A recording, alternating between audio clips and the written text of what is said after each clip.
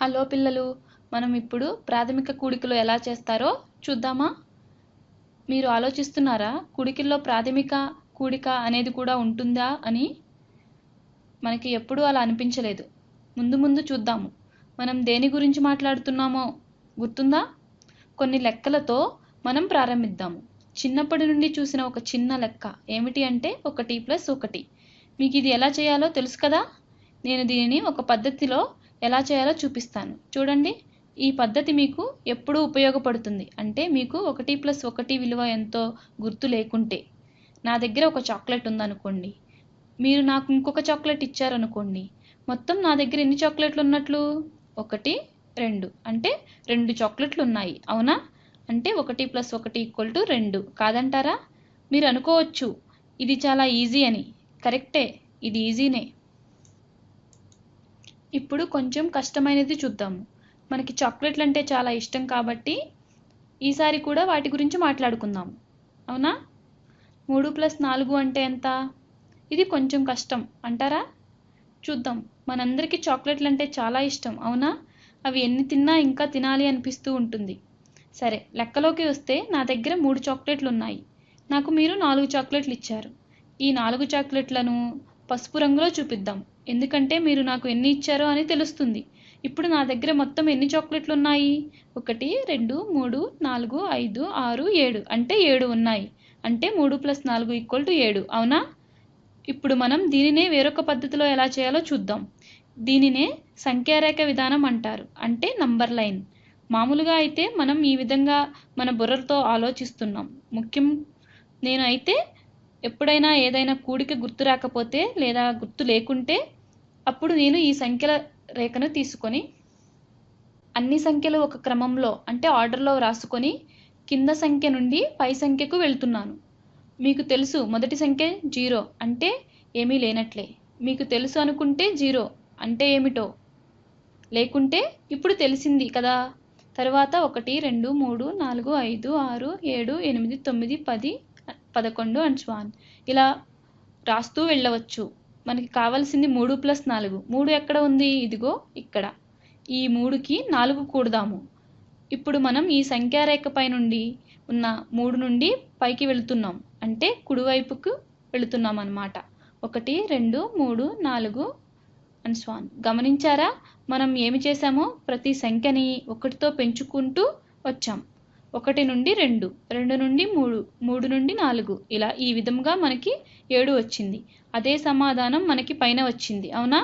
ఇంకా కొన్ని వేరే లెక్కలు చేద్దామా? సరే, 8+1 ఎంత?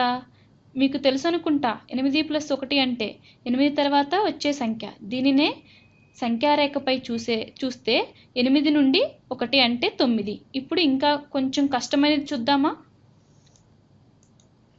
ఎందుకు అంటే మీకు ఇంకా బాగా తెలుస్తుంది ఎలా చేయాలో.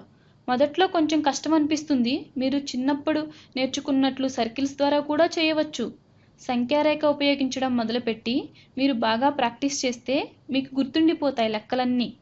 లెక్క పెట్టే లోపల చేసేస్తాం కాదంటారా?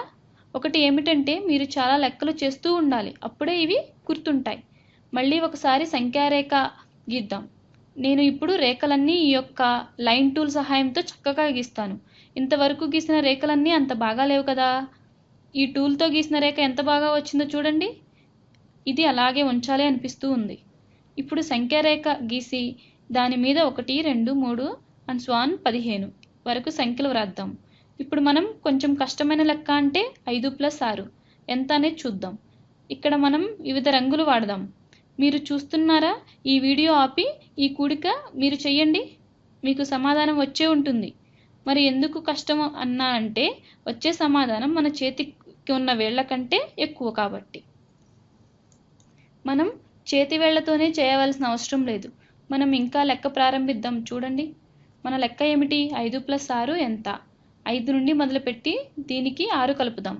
5 నుండి 1, 2, 3, 4, 5, 6 అండ్ సో ఆన్. మనం 11 దగ్గరకు వచ్చి ఆగాం, అంటే 5+6 = 11 అని.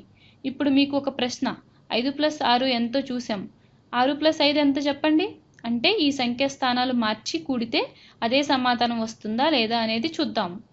ఇది వేరే రంగుతో చూపిస్తున్నాను, నేర్చుకోవడం సులభంగా ఉంటుంది కాబట్టి. 6తో మొదలుపెట్టి దీనికి 5 కలుపుదాం. 6 అంటే 1 2 3 4 5. చూసారా, మనం మళ్ళీ అదే సంఖ్య దగ్గరకు వచ్చి ఆగాం. ఇలా మీరు వివిధ రకాల లెక్కలు చేయడానికి ఉపయోగించవచ్చు అని ఆలోచిస్తున్నారు. ఈ పద్ధతి అన్ని వేళలా అన్ని లెక్కలకు పనిచేస్తుంది. మరి ఒక విషయం, ఇక్కడ క్రమంతో సంబంధం లేదు. 5 + 6 అయినా 6 + 5 అయినా వచ్చే సమాధానం 11. నా దగ్గర 6 చాక్లెట్లు, మీ దగ్గర 5 చాక్లెట్లు ఉన్నాయి. నాకు మీరు 5 ఇచ్చినా మీకు నేను 6 ఇచ్చినా మొత్తం చాక్లెట్లు 11 వస్తాయి. అవునా? నేను ఇక్కడ ఉన్న సంఖ్యారేఖనే వాడుతున్నాను. మీకు ఈ రేఖ మీద ఉన్న లెక్కలు చూస్తూ ఉంటే గజిబిజిగా ఉండవచ్చు, ఎందుకంటే ఒకదాని మీద ఒకటి ఉన్నాయి కాబట్టి. ఇప్పుడు చేయబోయే లెక్క తెలుపు రంగులో వ్రాద్దాము. 8 + 7 ఎంత? ఈ రేఖను మీరు ఇంకా చూడగలుగుతున్నారు, చదవగలుగుతున్నారు అంటే 8 నుండి మొదలుపెట్టి 7 కలుపుదాం. 8 1 2 3 4 5 6 7 అంటే 15 దగ్గర వచ్చి ఆగాం. అవునా? అంటే 8 + 7 = 15 అన్నమాట. మీకు ఇప్పటికే సంఖ్యారేఖను ఉపయోగిస్తూ లెక్కలు ఏ విధంగా కూడాలో తెలిసే ఉంటుంది. ఈ సంఖ్యారేఖ మీద పట్టు రావాలంటే బాగా ప్రాక్టీస్ చేయాలి. ముందు ముందు మీరు గుణించడం నేర్చుకుంటారు, అప్పుడు కూడా సంఖ్యారేఖ ఉపయోగపడుతుంది. కాబట్టి గుర్తు కూడా ఉంచుకోండి.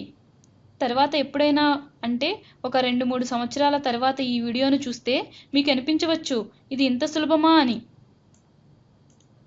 కానీ మీరు నేర్చుకున్న పద్ధతి చూస్తే మీకు ఎంతో ముచ్చట వేస్తుంది. ఈ వీడియో ముందు ముందు మీరు నేర్చుకోబోయేదానికి పునాది. మీకు ఏదైనా కూడిక లెక్కలు ఇచ్చినప్పుడు వాటి సమాధానం తెలియకుంటే ఇక్కడ ఇచ్చే ఎక్సర్సైజుల్లో మాత్రమే మీరు హింట్స్ ఉన్న చోట క్లిక్ చేస్తే మీకు కొన్ని సర్కిల్స్ కనిపిస్తాయి. వాటిని ఉపయోగించవచ్చును, లేదా మీరు నేర్చుకున్న సంఖ్యారేఖ కూడా ఉపయోగించవచ్చు. ఈ విధంగా మీరు కూడిక లెక్కలు చేయడానికి రెడీ అని అనుకుంటున్నాను. అవునా?